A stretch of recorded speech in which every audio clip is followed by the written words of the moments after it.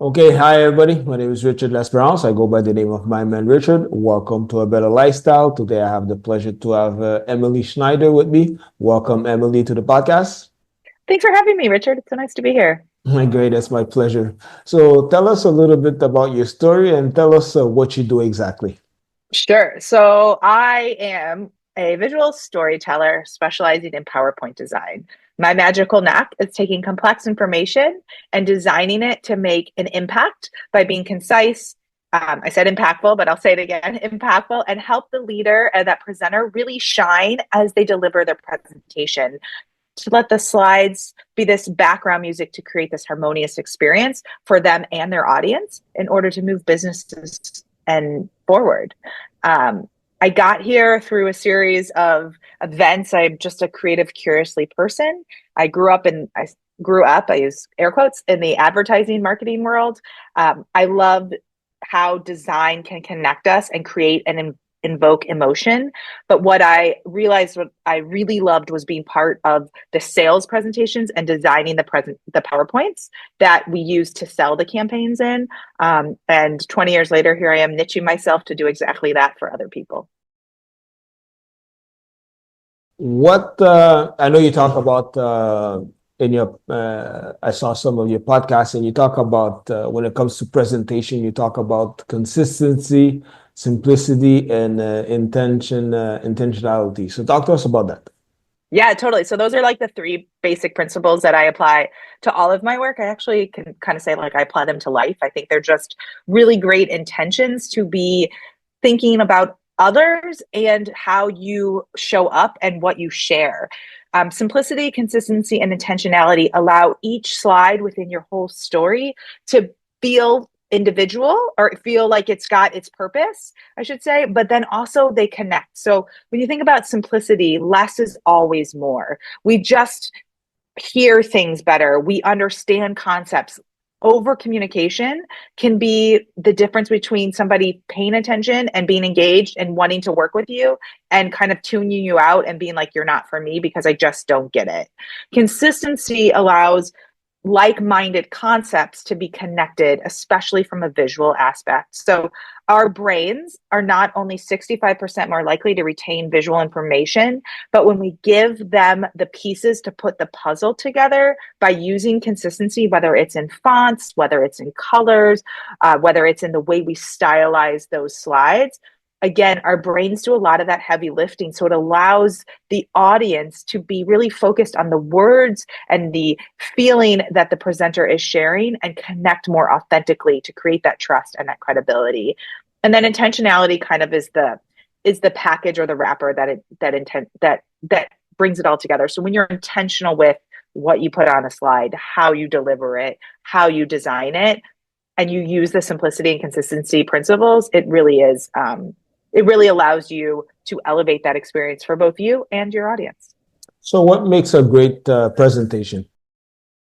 I think a great presentation, the first thing is always planning, being prepared, and it's not just the night before. It's setting up and knowing who your audience is, what the takeaway is, and the goal of that why you're going to meet with them, what you want them to think, feel, and do at the end.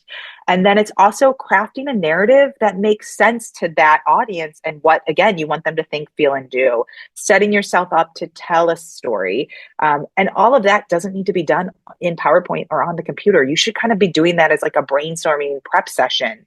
And then it's giving yourself some time to craft the presentation, to put the content in, to gather the research or the data that you need to prove your points. And then, and when you're building your presentation, it is, again, it's that simplicity, consistency, and intentionality, designing with your brand in mind, thinking about how you can tell your story that resonates with your audience, giving yourself space to pause as you present, and using your data or your graphics on your slide to support and be, the not the wingman. I like to say I help my clients become the conversation conductor. So they're like the conductor in an orchestra standing on stage, and their each slide is just like in an orchestra when the different sections start to play and the conductor saying how loud and how soft, right? He's leading this feeling or this experience. And so when you use your slides as that background harmonious music to your story, to your voiceover,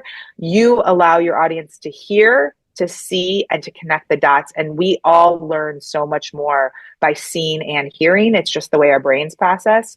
But if you have too much on there, our brains shut it down. So it's that really beautiful balance of finding that simplicity, that consistency, and using the slides to support everything you're saying. What are the common mistakes you see people do? Over communicate, overdo things. So whether it's too many words on a slide, it's not being brief with bullets, choosing multiple font styles in one slide and across all presentation slides, not designing consistently. So like having charts that are different colors or different styles, and imagery and illustrations that kind of don't all feel harmonious or part of the same suite. It starts to lower the your brand credibility, and just your like your expertise and who you are as that thought leader in that presentation. And also, again, when you over communicate, you tune people out. So I think sometimes people want to prove that they know what they do, and they also get so excited. But when you overshare, it's so easy for your audience to tune out and not listen anymore. So what would you say is the proper time limit for a presentation?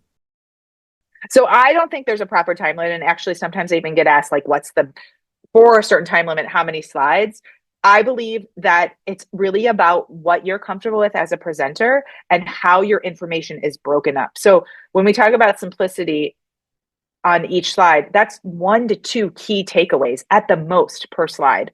So you might have a bunch more slides because your original content was all baked into one slide or put onto one slide. And I guide my clients to, like, I'd rather see 5 slides because it allows you to give yourself pause. It allows you to really design a slide or pick imagery or show the right data for what that point is.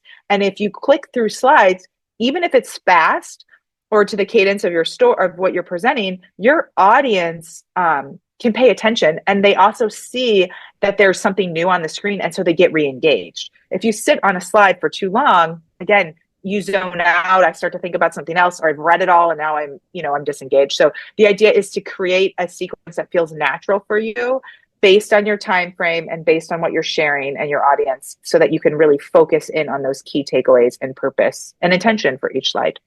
So what about the visuals and text?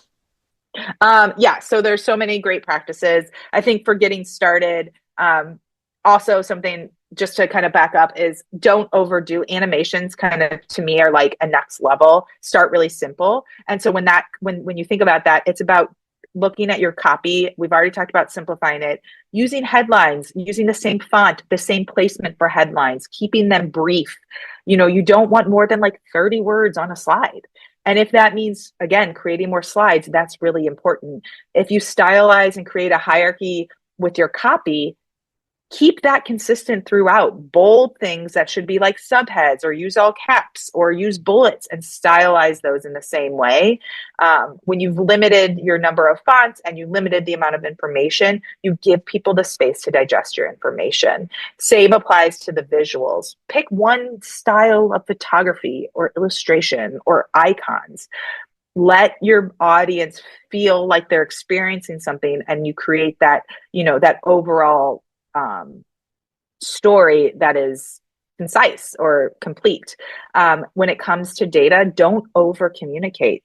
I don't always have to put every number or every marker on my accesses. I can kind of highlight what I need to, or I use my headline and my subhead to really highlight what the takeaway of this data is. And then if I just show the data, and maybe I put the numbers in just at the top of the bar charts, but I don't have to put the X and Y axes always. And again, less information allows your audience to digest the information a lot better. And then the other trick I like to say is, when it comes to colors, pick your brand colors. You don't need 100, pick a few, and use those consistently. Whether it's when you're talking about the same product, always use that same color throughout. Or when you're talking about quarters, or you're using, it helps to, again, our brains will put the puzzle pieces together. So if you have different topics or different verticals that you're talking about, if you identify icons or colors with them and then are consistent, your audience will know, oh, you're talking about this. Okay, this makes sense. I know I don't have to like try and figure out where we are or what's being said.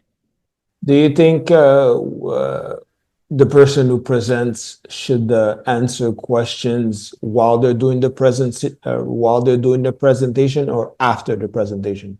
I don't always coach on presenting. I usually just give my tips, but I will say overall, I think it's really what you're comfortable with, but usually you probably have already answered the questions in the next few slides if you can have the right sequence. So I think it's better for your audience to wait to answer questions, but maybe there's opportunities if you have different sections where you could pause before you go to a new concept or a new chapter of your presentation to allow them to be engaged. Because one of the important things, I think one of the best ways to have a strong presentation is when you start that presentation is to create not only a line on why you're there and what you want them to do, but create some kind of connection, some kind of, emotional hook, whether it's a funny story or it's a picture or it's something that brings your audience in, because again, we're always coming from somewhere else. So you want everybody to kind of be grounded, and you can do the same in the middle at the right times. Again, I feel like the best presentations are when people say either like, I have room for questions at the end, so save them, take notes, or we're going to have breaks where we can engage in the middle. But usually I find that the questions are usually answered. They just aren't patient. Like you just haven't gotten there because you're doing such a good job. They're ready for the next step. So when it comes to virtual presentation or in present in a live presentation, what would you say? How can how can I say that? How should people prepare themselves? Yeah, I think one, again, it's planning ahead. It's walking through your slides. It's getting really comfortable. In a room, I think you see the energy, you feel it, you know if you're going too fast or too slow. I think that, and your slides also in those kind of presentations or where you're at based on your audience, they might not have as much information because you're able to answer questions and you kind of have them more focused. So I feel like you could design them more or be more, the Steve Jobs kind of set the bar on like no words or all images and creating that emotional or that evoking some kind of connection there. But in, more virtual spaces, you usually, and those meetings, I would say usually have more specifics that they need to share. And that's where it's important to design your slides, to stylize them, but to be simple in how you do that. And so you can have a little bit more information, I believe, because you want to keep people engaged. And if you don't have enough, again, they can be distracted because they're not in the room with you. Would you say there's a different way to do a presentation when it comes to if you're doing a corporate presentation or a pitch deck? Yes. I mean, the flow and the story is my design approaches really highlight the information. So you can have very similar information. You could talk about your pricing structure. You could talk about your, give some data on how the company has been doing in both instances. And it might look similar, but what you're highlighting or what you're talking about is going to vary based on that type of presentation and need. Okay. In regards also to presentation, we have AI and all those stuff. Do you think there's a different way that people are going to go about it now when Yeah. it comes to that? I mean, AI is like the trending thing all around, right? I think AI is an amazing tool, especially when you're trying to think outside the box, brainstorm, be creative, and don't have necessarily somebody right there to bounce ideas off of. I use AI all the time to help refine, to look at copy and say, okay, this is the bullet, but like this is what it needs to say, and I don't want all these words. So how, help me. It's a quick tool. It's fast, but you've got to be working with it. It's not the end all be all. AI or Canva, or there's like a lot of templates available online. They're great starting points for somebody who doesn't have the design expertise or really the skill set to get a presentation rolling and need some inputs. But the challenge with those is they're not designed to tell your story in the right way. So you have to kind of use those as a starting point, same as AI, and then you need the human power to really create that strategy about what I'm highlighting, where things should be. Because sometimes, especially in Canva, they look beautiful, but when you put your information in, the hierarchy is off, and like your main point is is way down in, and you don't see it because of the way the slide was designed. So you got to be intentional and be mindful of how to use those tools for sure. What if someone is still uncomfortable when doing a presentation? What would you say to them for them to be so they can get better? In presenting itself. Yeah. Uh, well, I think it's kind of like the whole concept of like, you just got to keep practicing. You just got to do it. The first time's always going to feel awkward. And as you keep practicing, or as you get in front of more people, ask some coworkers, ask some friends if you could practice. I actually had a great conversation this week with somebody, and like improv is an amazing place to get more comfortable in thinking on your feet and being and having to think or process or do. It's a great skill set to practice. So whether you can take a class or watch some improv and stand up like comedians, all of those kind of art forms are really great to study if you want to get better and feel more confident. So we were talking before about some mistakes people do. What are some other like let's say do's and don'ts that people should pay attention to? Yeah, so don't put all your words on the slide. People like don't put your script on the slide. That's what the notes are for. Be consistent with your fonts choices. So 1 to 2 fonts used through a deck, and placement. Headlines, where things start from the height of a slide is really important, so our eyes don't jump around. And keep your logo in the same place if you're going to put it on every page. Again, it becomes information that your brain doesn't feel as clutter. They realize that it's part of that story. And less is always more. Don't over communicate when it comes to your content or your visuals. Let them be part of this story or part of setting the scene. Doing too much is going to overcomplicate.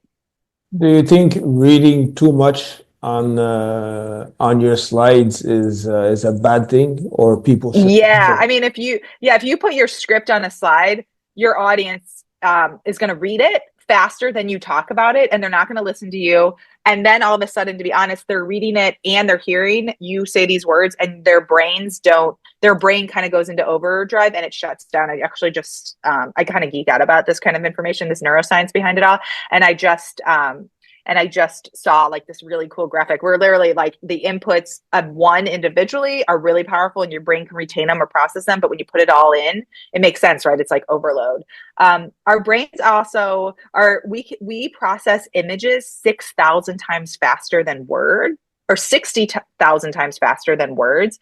And so that's really important when you think about what you're putting on a slide. So if you put all these words on a slide, it's going to make it harder for your audience to be focused or to stay with you in this presentation. If you can pull back on the words and put more imagery, or even sometimes it's just a beautiful color slide with really nice words and 3 words or 1 word. That's all you need to keep your audience engaged. And so if they do kind of drift off, or they hear something and they take a note and then they come back, they remember where you're at. So you want to use those as markers to help your story. So you would say less text is better than? Yes. I mean, have you heard the concept death by PowerPoint? No, I never. So that's like where you put everything in the kitchen sink on every slide. Nobody knows what to digest. You don't know where to look at. You shut it down. You move on. You don't remember anything from that presentation except that it was horrible and you wanted to get out of that room. So what would be your last words in regards to that, like when it comes to PowerPoint presentation? Yeah, I think it goes back to those intentions: simplicity, consistency, and being really intentional with your story and each slide, making sure everything has a purpose. Okay. Where can people learn more about you and follow you? Yeah, my website is a great place to see more, hear more, learn more. I also have a free resources tab, so you can watch a video of a class I've led and also get my tips, my 1-pager of tips, so it helps you as you craft your next presentation. That is IamEmilySchneider.com. But I'm also super active and I love networking and connecting on LinkedIn.